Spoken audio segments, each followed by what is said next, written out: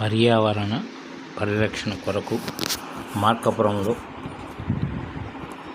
Collector విజయ Sunitha, Markapuram MLA కందుల నారాయణ రెడ్డి మరియు అధికారులు మొక్కలు నాటారు.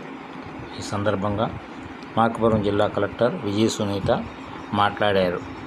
నేటి విద్యార్థులు ఎవరైతే ఉన్నారో వీరందరూ కూడా మన భవిష్యత్తు.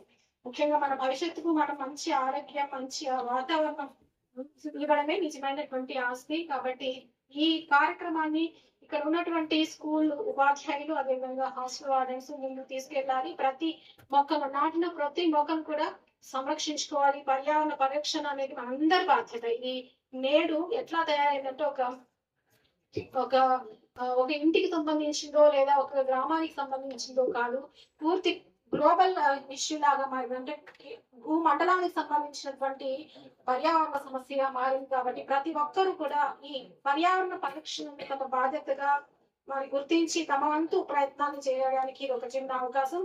కాబట్టి ఈ రోజు ఇక్కడ మనం ఈ నాటుతున్న మొక్కలు ఖచ్చితంగా మరి ఒక సైంటిఫిక్ ప్లాన్ ప్రకారం నాటుతున్నారు. అందులో అల్ట్రా హై డెన్సిటీ ప్లానింగ్ అనే సిస్టమ్ ద్వారా నాటుతున్నారు.